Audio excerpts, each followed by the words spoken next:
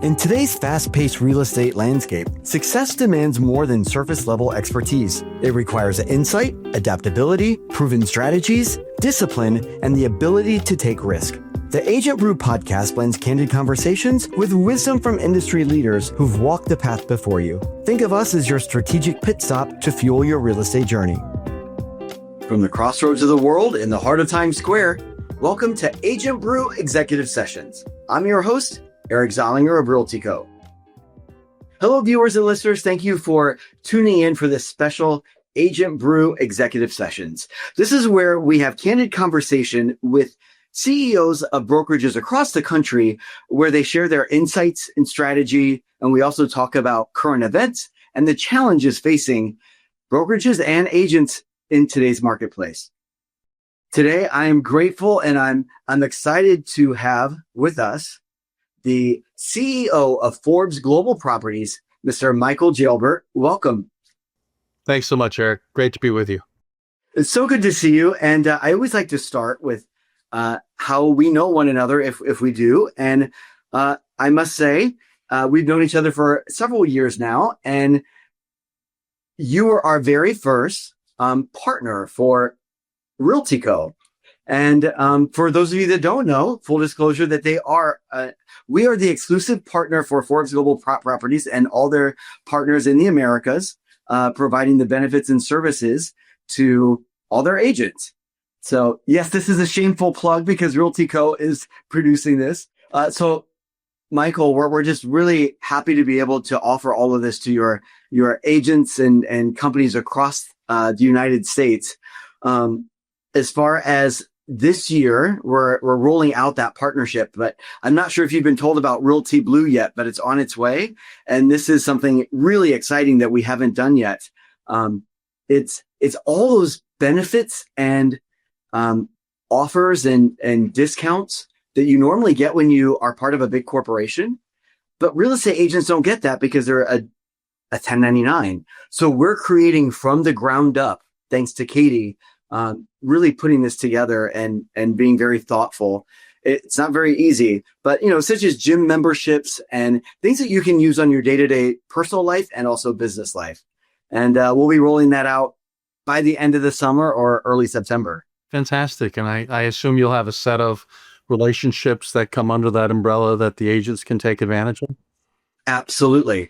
So I'm in the process of reaching out now to all your current members, which I was able to meet in person at the 3rd annual global conference when we were together at the Four Seasons in Maui. Yes.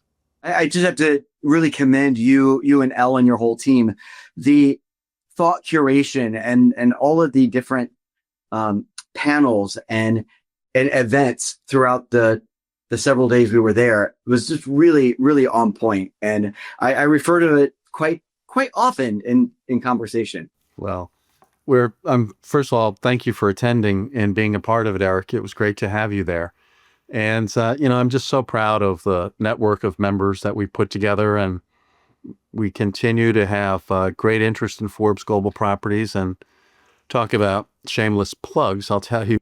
Well, I was about to say, so this is my gradual yet very not subtle way of saying, you know what, why don't you share with us the elevator pitch per se? About Forbes Global Properties, your unique market proposition, and what differentiates you from everyone else in the marketplace.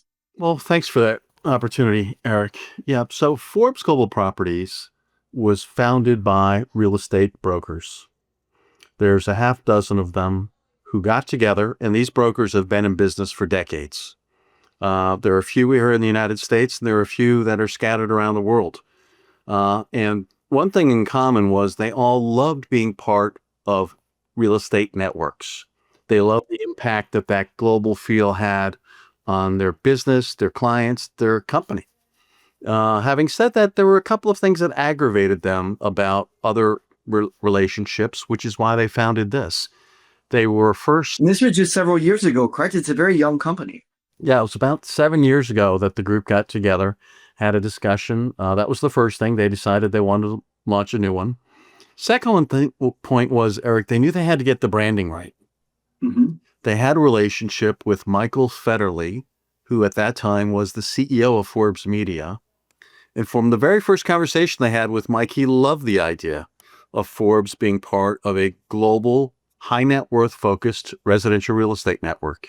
Well, it makes sense, right? Because that's their MO as far as reaching out to their clientele are the upscale, affluent, and want to be in the know, and they offer everything else as far as goods and services, or the connection to that. Real estate wasn't one of their options, I guess. You're right. And so Forbes has been around a long time, since 1917. And Forbes has always been the storyteller of the entrepreneur. What was their journey? How did they overcome challenges? How do they build successful businesses? And then, frankly, how do they enjoy those successes? And typically that focused around travel, luxury goods, and real estate. So it's really a natural tie for Forbes to be part of this. So Forbes is also one of our shareholders. They sit on our board represented by one of their senior lawyers. We've launched, arguably not at a great time, Eric. We are launched in December of 2020. Oh, wow. Yeah. But I guess things never happen just overnight, right? It's always a long process. And then the lead up to get that messaging just right. And that was a really difficult time. I mean, I'm sure you guys were all thinking, oh, this is going to be great. And then February and March, oh, what's happening to the world? Well, it was pretty wild. So here we are, 4.5 years later. And I'm very proud to tell you that we've got over 600 offices in 30 countries. We've got about 20,000 agents as part of Forbes Global Properties. And we really, our North Star is the following. We focus on the high net worth and ultra high net worth buyers and sellers. That's our goal. That's our focus. And to be candid with you, we probably say no to a dozen companies a week, Eric. Oh, wow. Okay. And it's not because they're not nice people or great companies. It's because they don't have the experience focused on that high net worth and ultra high net worth strata. And that is our North Star. We won't vary from that. And so you know your mission statement per se, and who your client is, and you're not going to deviate from that because it doesn't match. It ends up diluting the brand if you do. So that's essentially correct, Eric. Well, I've been watching you for many years, and so obviously I was at Elegrin when they had the association with you, and that was my first introduction. And you guys have just been spectacular as far as the growing year to year to year. You've been in Europe. I mean, you've been really growing that region per se over the last at least 2 years. It just seems like every week I'm on LinkedIn and I see a new welcome to Forbes. Yeah. Now we've had some wonderful growth, and in the spirit of disclosure, during most of 24, when there was, let me be polite and call it a distraction with what was going on with NAR. A distraction, yes. It seemed like the opportune time to, frankly, focus outside the United States. There are a lot of brokers that were really trying to sort things out with the changes that were coming as a result of what was going on with NAR and the lawsuits. And we did. We focused outside the United States, and we've had wonderful growth. To your point, across Europe, the Middle East, and Asia. We now have some really nice things happening that we'll be able to talk about in the next month or so in South America. Oh, great. We've got some wonderful things happening here in North America we'll be able to talk more about. So, yeah, we have a rich pipeline of wonderful companies that are becoming Forbes Global Properties members, and we're just really excited to have that continue. And then correct me if I'm wrong, you don't allow competition within the same market, correct? That's one of your really important points, is that you are committed to the partners that you have, and so there's no cross market share per se. Yeah, we describe it as exclusive territories. Got it. So if you're, let's say, a member broker in, you choose it, LA County, you've got that exclusively. And that really permits our members to really be quite collegial and do lots of sharing. And candidly, our members are thrilled by the new members that we bring on board.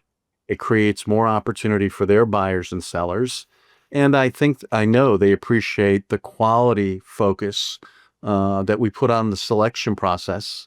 So great companies, exclusive territories, and the leverage of a fabulous brand that is historical and offers just an amazing share of voice globally.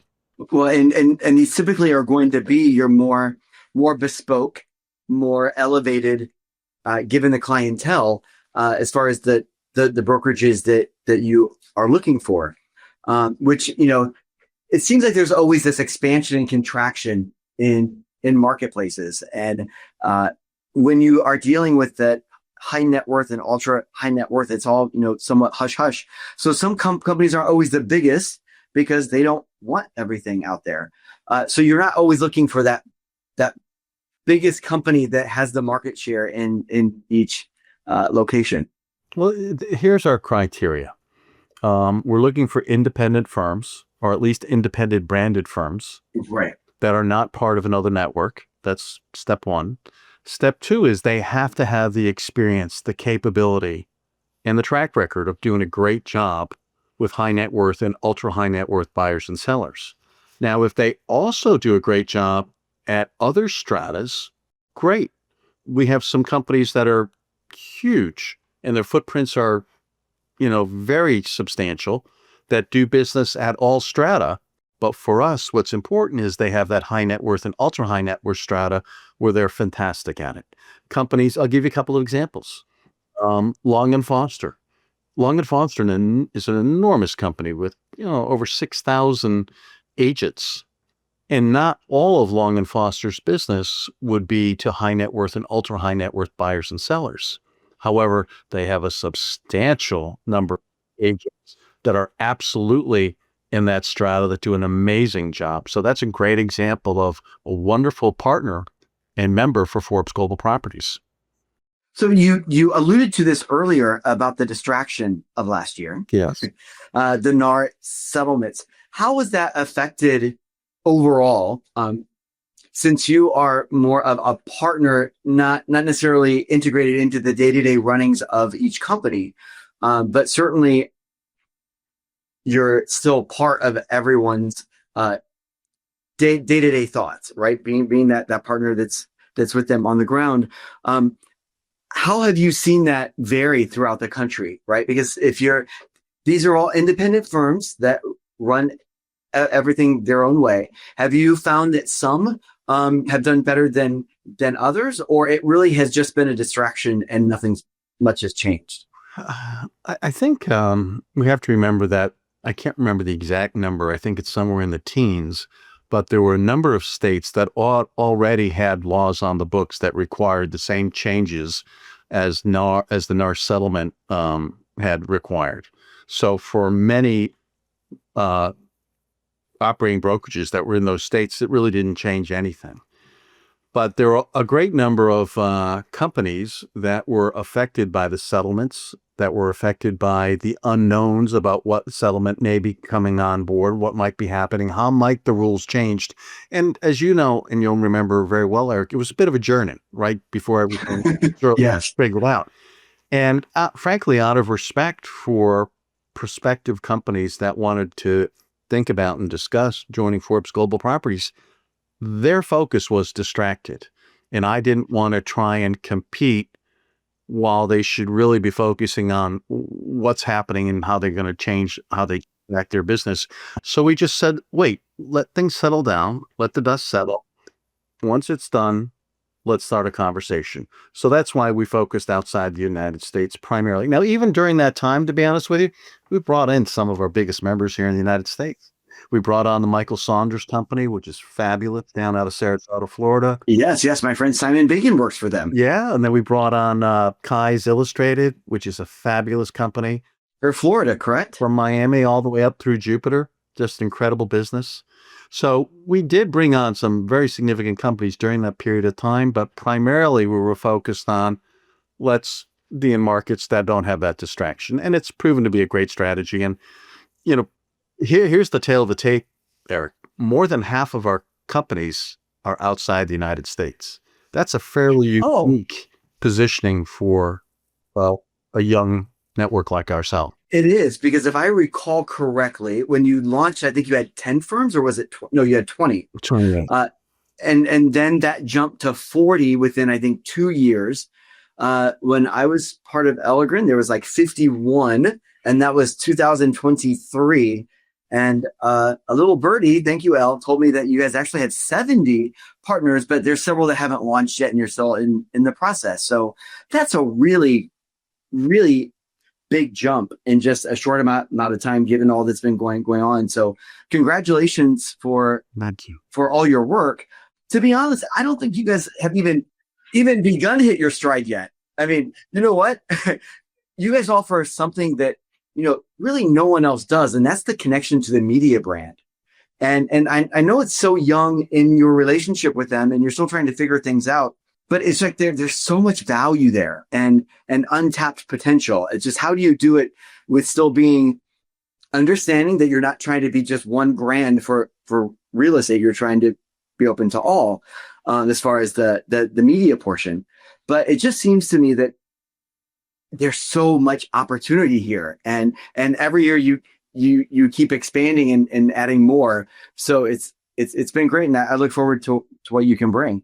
Well, thank you for the kind words again, Eric. I must say, first of all, it takes a village. I've got a fabulous team here at Forbes Global Properties. We've got an amazing board of directors that are just really involved and offer great strategy, vision, and support.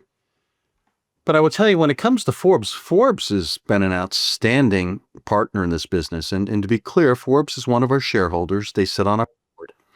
And we had... Well, that's important, right? They're not just a figurehead. They're actually, they have skin in the game. Yeah. So, oh, yeah. And what we do is, frankly, we really leverage on the storied past of Forbes. I have a couple of editors that are part of our team. They have about a dozen writers that work for them. And if you go to our website, you'll really experience much more of an architectural digest kind of experience versus a portal. We're not a portal. right. You'll see big, beautiful, high-resolution pictures of gorgeous homes, great properties, and you'll be able to read great content, stories, if you will, about where our members are, the cities, the communities that they're part of, the neighborhoods, stories about incredible properties and the history of those properties and where they're how they've been envisioned and brought to life, many times a repeated process because of the ancient nature of some of where our members are. And that sets us apart fairly dramatically in terms of really getting to know what the properties look like and what they are. And frankly, the lifestyle editor of Forbes, Michael Solomon, he's a great fan of what our editors and our writers are doing, and he and his team frequently select the things that really impact them, and they publish them up on Forbes as well. So we've got Forbes Global Properties as a microsite on Forbes.com. We've got Forbes Global Properties, obviously, you can come to directly. We participate with Forbes media licensees around the world in different events. In fact, 2 of our member companies out of Rome and Milan. We're just on a big Forbes Italy media real estate panel just over the last 24 hours. They did a fabulous job. So, we've got a great relationship with Forbes. We're very proud of that. And we're excited. I mean, we're still young. We're just getting started, Eric. the storytelling is such a great differentiator, as well as I love that was kind of the unspoken through line of the global conference in Maui, because everything it segued so fluidly from each one to the next, and it just was really great to see how every person that came up there, they were telling a story, even though they might be about finances. The person from, I think it was Morgan Stanley or JP Morgan Chase, I can't remember, it was one of the two. Mary Dwayne, she's amazing. Yes. Amazing. So it's always about captivating people and telling the story. And you're right. Yeah, we sell property, but more we sell the story of what that property is. And that's great. So let's go back to talking about you. Where did you grow up? And you're currently at Forbes Global Properties. Were you ever an agent that was pounding the ground and pounding the pavement? I have not been an agent, no. So my background is I actually started in the world of consumer products, Eric. Really? Okay. And where did you grow up? I grew up here where I live now in Rhode Island, was so about 3 hours up the coast from New York. Okay. Um, when I was a young man, I joined PepsiCo right out of college. I worked there for about 14 years and I pounded a lot of pavement there. And Was that the PepsiCo in Chicago? it's the PepsiCo headquartered in Westchester County. Oh, okay. Yeah, in Purchase, New York PepsiCo is Pepsi, Frito-Lay, number of other businesses as well. It's an amazing place. And I had a chance, frankly, through advancement and opportunity to do some pretty nice things there at Pepsi. And my last role was Vice President of National Sales here in the U.S. Then I moved to a company called Allied Signal, which is now Honeywell. And then Oh, yes. and I was there running a business for them for North America. And then there was the most senior HR executive at a company that was called Sendent at the time. Good old NRT, or as now we like to call Anywhere Real Estate. Yeah, well, anywhere. And Sendent was the predecessor of Yes. Realty, and that was the predecessor of Anywhere.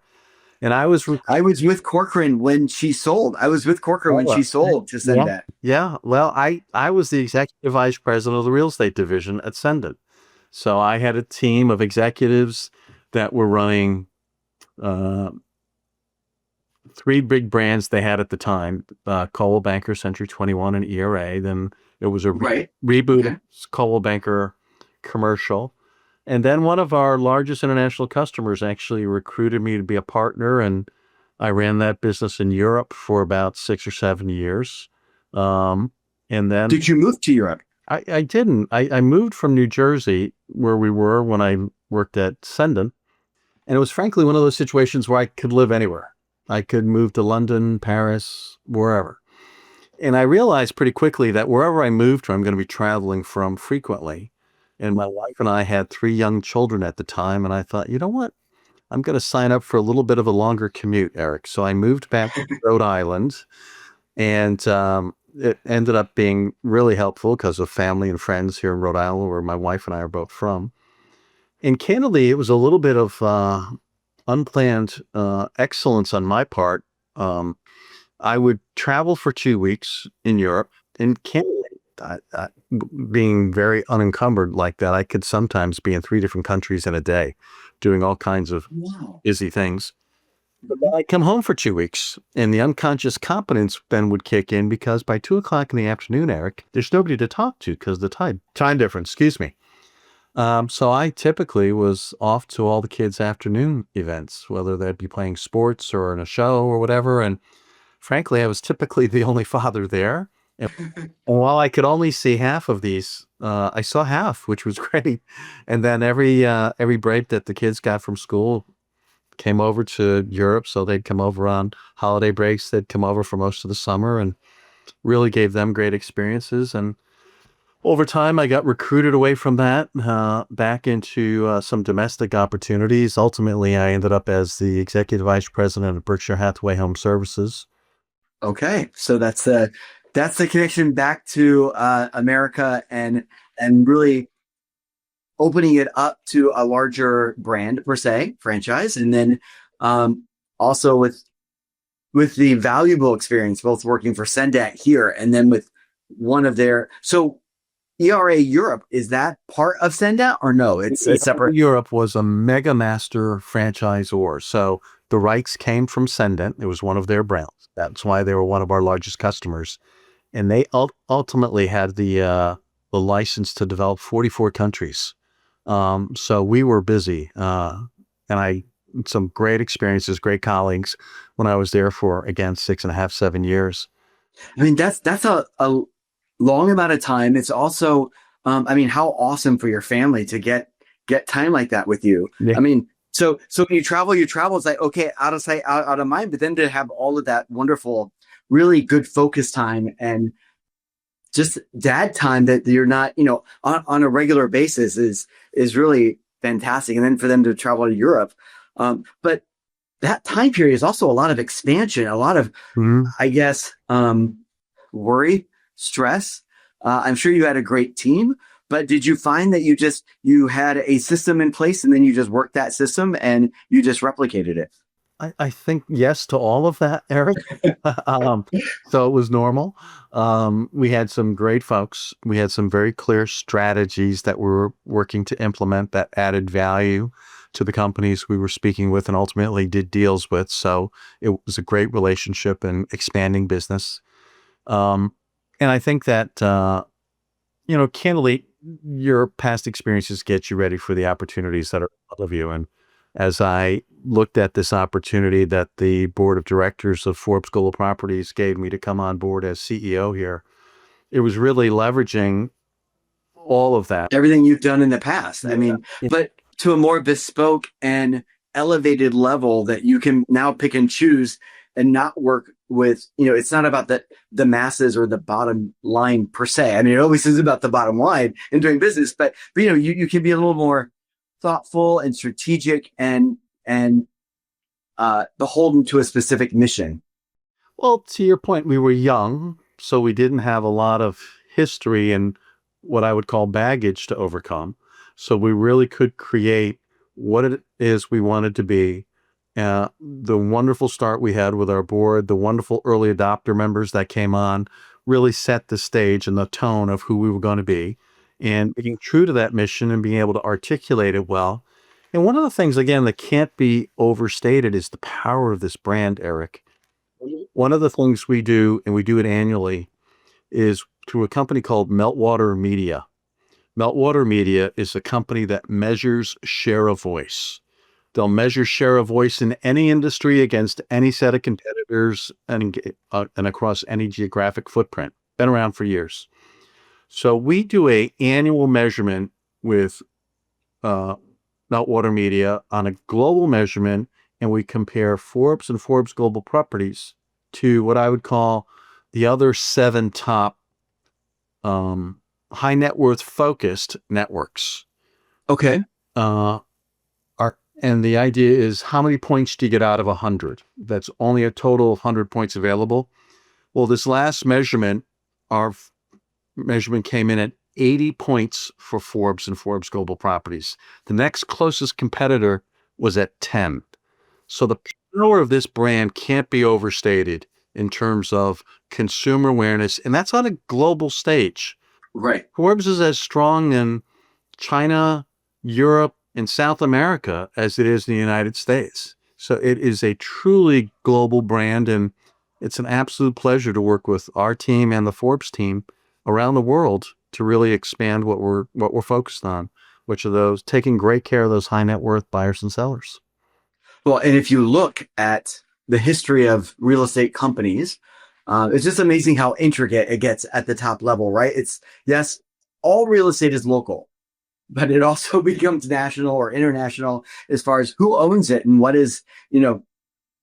who's getting all of the returns for that specific firm. But um, if you look at, say, Christie's or Sotheby's, they were born out of the relationship and the people knowing that brand in the art world, Mm-hmm. quite frankly. Yeah. And so you guys are just multiplying that by multiple, since Forbes is luxury goods, um, uh, travel experiences. So it's just really a great way and opportunity to reach that many more buyers.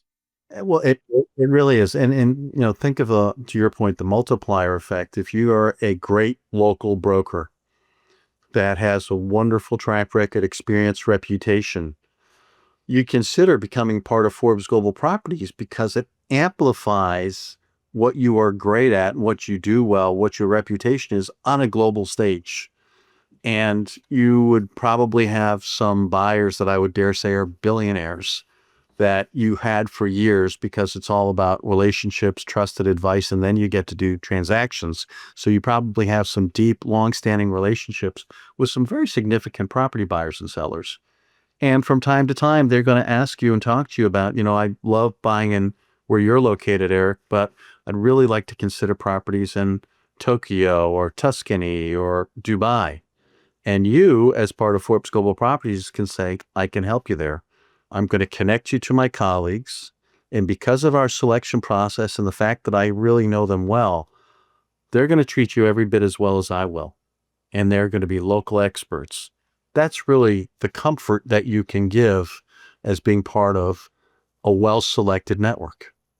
Well, and if you look at just marketing in general, I see several of my real estate friends that are part of large teams, or it's no longer just about real estate, right? There's also a email that comes out every Thursday. I don't want to missay the name, but they deal not just in luxury real estate, but also yachts, also helicopters and planes, and all those things for that ultra high net worth and ultra high net worth individual would like. So Yeah, if that's the ethos of where they are.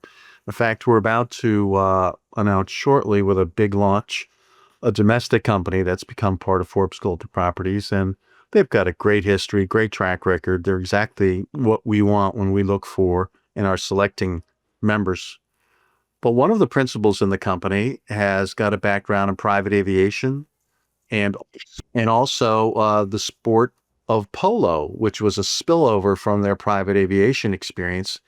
And to your point, when you get involved in that strata, those are very common things to be in and around private aviation, the sport of polo, that world. So yeah, we're very fortunate that we get to operate at a strata with very interesting people and take great care of their needs on a global stage. great. So we've discussed your career at Forbes Global Properties throughout that time, and it can be also personal. Do you have particular wins over that time that are very important to you, and why? Uh, well, candidly, I think being selected by the board for this role is one of my biggest wins. I'm delighted with this opportunity. I inherited a fabulous team. I've been able to add to that fabulous team with equally fabulous talent. And you started in, was it 2022? I started September 2022. I was recruited into the role over that summer, and I started in September. Um, I think that, each and every one of the partner companies that we select to be members of Forbes Global Properties, I celebrate each and every one of them. In fact, I leave on Tuesday for a launch event in the Dominican Republic. We're going to have, I think, 300 people attending this huge launch event. I believe the Prime Minister of the country's coming. It's going to be amazing. And then I jet off from the Dominican Republic to Sicily, where we're going to have a launch event for our new member company in Sicily, which is going to be just like the Dominican, first class, fabulous, with local business leaders and politicians. And we have, as a team, brought in wonderful membership, and we maintain great memberships when they get here. We really see great impact. And one of the things, I guess, that I consider a big win is when a member from a few years ago tells their story about what's happened since they've become part of Forbes Global Properties. And here's a funny story without using any names. I had a very significant company come on, and they were big. And I spent the better part of a week with them in many of their offices at launch events. We had some Zoom meetings, a lot of in-person meetings, some stuff with the press. And I got a call about 3 weeks after the company had gone live, Eric, from the CEO. And the gentleman called me, and honestly, he was a little bit wound up. He was a little bit angry. Okay. And I listened and I listened, and he was angry because the impact Forbes Global Properties had on his business, which was already significant, generations of his family, the impact was so much more significant than he ever anticipated. The way his recruiting was taking off, their listings were never failing, the impact of the brand, the embrace of the community. He was calling to yell at me. You've done your job too well. It was a bigger deal than I led him to believe. And I said, so are you glad to be able to make this phone call versus the other one? And he'd start The other way around, right? started laughing, and he hung up on me. I love it. My gosh, it's just one of those things that you keep in your back pocket and you can let it be known each and every time that, there's a down market, to know that there's, a lot of good to what you do. Now, any transformational losses over time that, you thought you were really, doing something great, and then something happened and then you realize, oh, and then you had to change course or change strategy? Um, I think there were some things early on as we were just kind of dialing the dials and refining the offering and making sure we got our messaging down, the way we spoke and talked about the brand. And I think that, just refinements. I can't think of anything traumatic or over. I don't want to overplay anything. I will tell you that I think we've gotten better at articulating the power of the brand than we were. Derek, I think there was an assumption that everybody would get it, and they did. But when you do things like the meltwater media measurement that actually shows the significance of how different it is, those are some of the things that we probably didn't leverage as well early days, but that's okay. We've got it now, and it's very impactful. So what are your greatest challenges? To keep the bar high, to make Mhm. sure that we stay really refined and focused on our selection process. And sometimes that's difficult because we meet some great people that are doing wonderful things, but they just aren't a fit. And we've got to pivot and say, no, we're going to be friends, but we can't figure out how to make this work together because we're just not on the same strata. Um, that and sometimes sometimes I wish there was about 36 hours in a day, Eric. Well, I was just about to say, so, there's a lot going on in the world today, Yes. and being, this international brand. The good news is that you're not responsible for each individual one. It's not like one company that's just everywhere, right? You have the joy of, being able to kind of step away somewhat and not be, uh, on the line for everything that country does, or whatever. So, given all the discourse now, between America, Iran, Israel, but then you also have all the tariffs here. How is that in managing an international franchise, or a partnership? Well, I think it really doesn't have much of a direct impact on how we run our business, Eric. But what it does do is it creates lots of discussion, right? Lots of points of interest and points of view, and there's a lot of what I would call serious discussion or even just chatter about what's going on. How does it impact it? This reminds me of something that I learned when I was at Berkshire Hathaway, Eric. And it was, we just always got pearls of wisdom coming downhill from Mr. Buffett's office. And one of them was, nothing's ever as bad as it seems. Nothing's ever as good as it seems. So just kind of steady on, soldier on. We don't live in heaven. I love quotes, and so that's why I'm writing this one down, because I think it's really great. Nothing is ever as bad as it seems, Nothing. or as good as it. Nothing is ever as good as it seems. That's so true. And Um, so I always like to play the gratitude game, and we'll run through this. And this is rose thorn bud, and we like to do it with a little twist of coffee. And so the first one is the aroma. When you're grinding the beans in the morning, or you're brewing that first pot. Yes, I say first pot. um, and it just, that the smell wafts, and if you were still asleep, and your wife is making the coffee, what wakes you up? What motivates you in the morning? well, the first thing I know is that there are people on our team around the world that are just waking up when I'm going to sleep. So I know that there's been activity. And I also know from my own agenda and things that I'm trying to get done, there's a number of priorities that I and my team are directly working on. So it's easy for me to jump out of bed and get caught up on what did I miss and what are the next steps on what we're working on. And if you love what you do, you don't work a day in your life. And I love what I do, and our team loves what we do, and just so fortunate to work with, frankly, really smart, hardworking folks. And that's both on the membership side and the Forbes Global Properties staff. We just got great folks, and I jump out of bed, just let's get after it. What's going on? So the brew is actually our second or the second bud. Some might say, it's what sustains you. What is your why? Ah, what sustains me is the opportunity out in front of us that I know we can take advantage of. And I know that we have a message to put forth.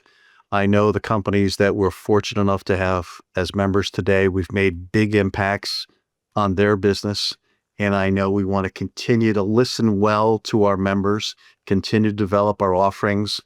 Couple of examples over that over the past year, Eric, would be we have something called private office.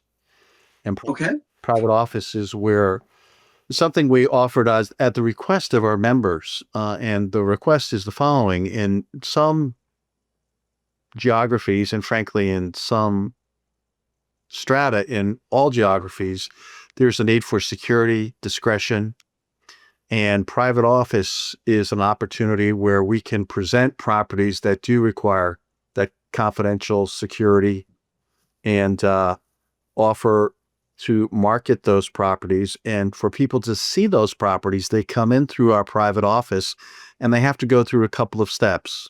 Non-disclosure agreements get signed, proof of funds have to be validated so people can actually transact at that level. So again, creating these new products, if you will, and offerings, listening well to our network is one of my big whys. We also offered something called luxury rentals. That was an outgrowth over the last year or so. And that, again, is listening well to our members. I'll give an example. We have a great member out in Martha's Vineyard called T-Lane. Abby is the CEO out there. She's amazing. She's got a great team of agents and brokers that work with her. And what they find in Martha's Vineyard, where their average sales price is probably between $5 and $8 million. But oftentimes, someone will rent for a few seasons before they decide to buy. They get to know the island. They get to know the different parts of the island. What is it they'd like? And luxury rentals allows us to offer rental properties through the brand and really start to build early days that relationship with that renter. So when they're able to transition into being a buyer, we've got the relationship solidified to be able to take care of the transaction. And just so our viewers and listeners are aware, Forbes Global Properties, you have your own independent website, but you market only for sale listings. Is it over 2 million? So the Forbes Global Properties, so we have broker members that many sell all strata. So everything, right? But what you specifically put on your website. Right. Correct. So I would tell you 80% of the markets we're in, the price point has to be 2 million US or above. There are exceptions to that. I'll give you an example. We have a fabulous company in Quebec called Profusion.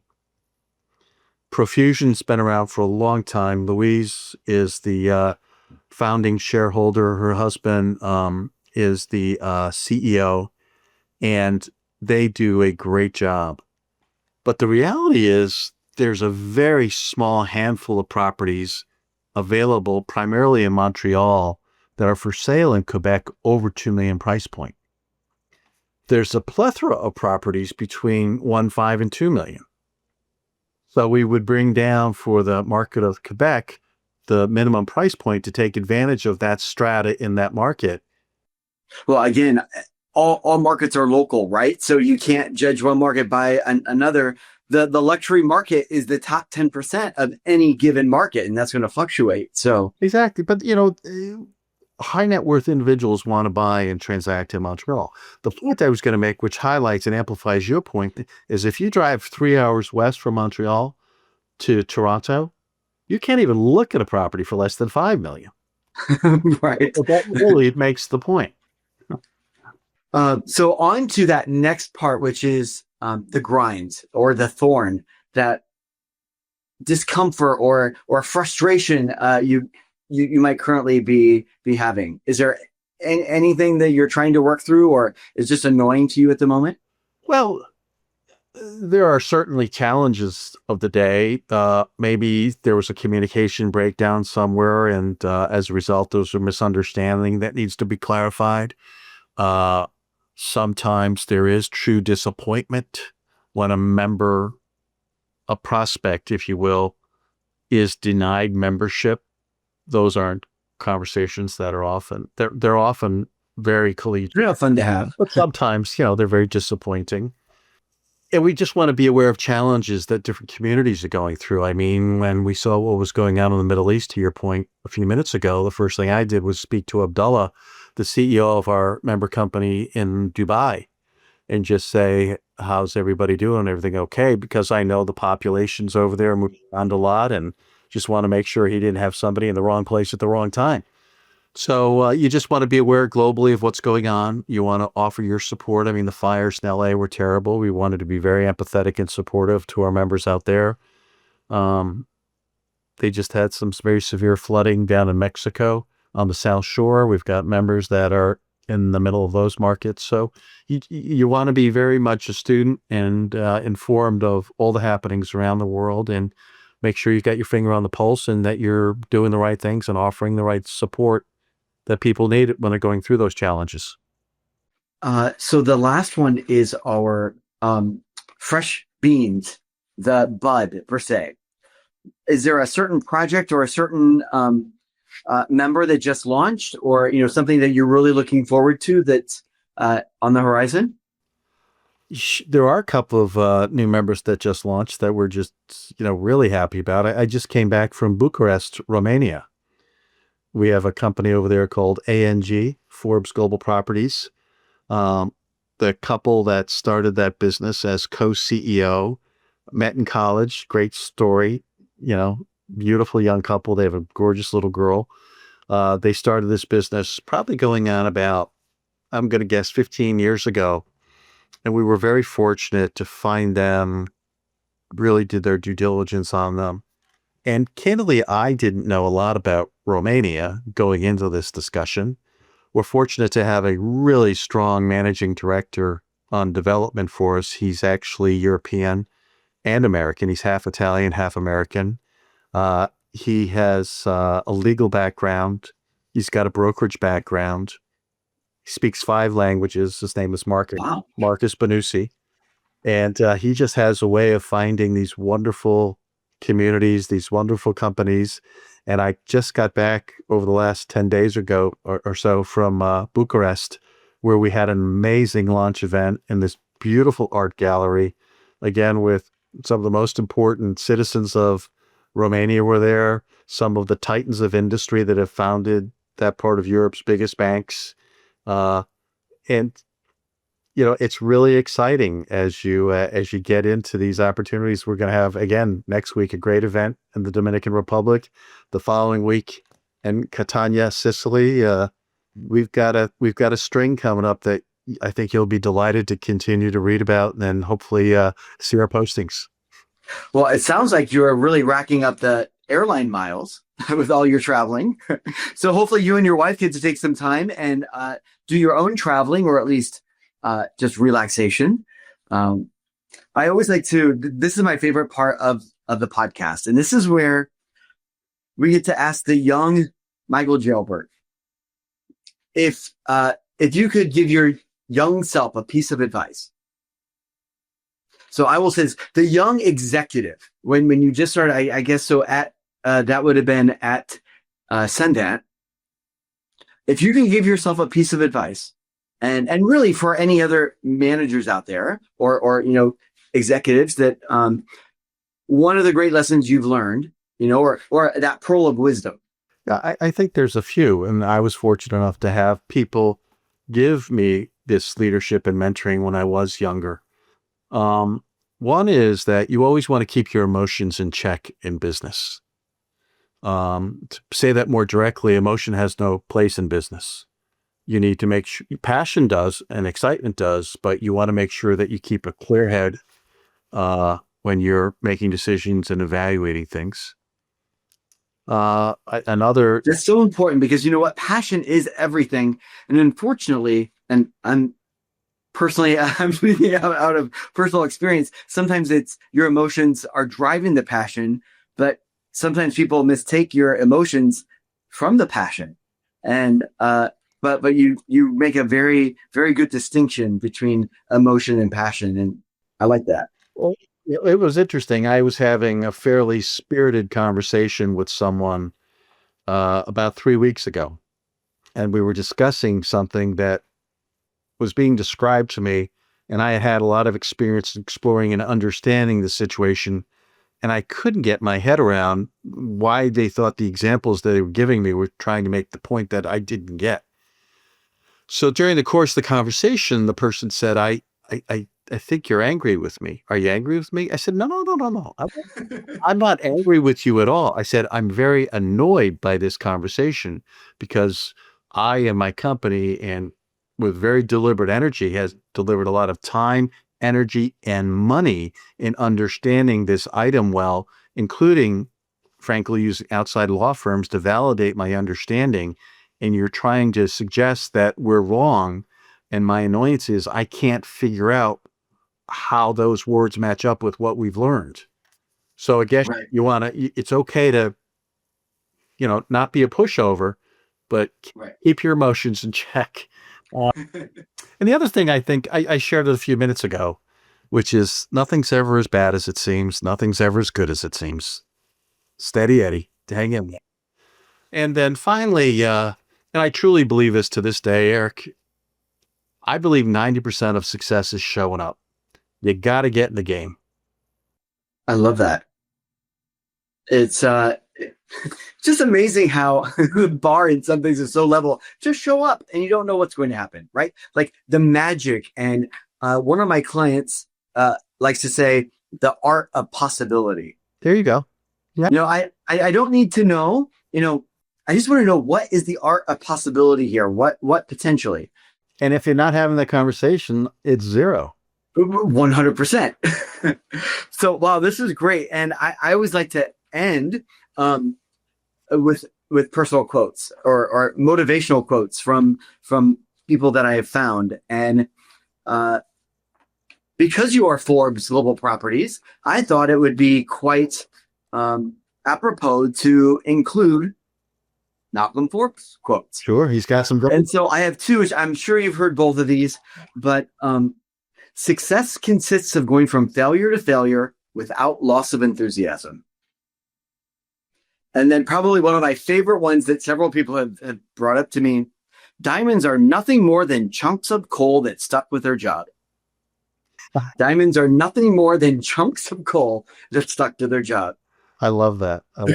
And here's one for you that I know my colleague, Ken Jacobs, who is our member and board member out of Australia.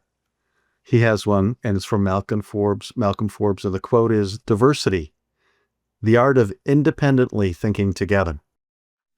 I came across that and I didn't use it because I'm so glad you brought it up, because it made me stop and think. I'm like, oh yeah, that's right. So we're going to end on your Malcolm Forbes quote. Well, I love that.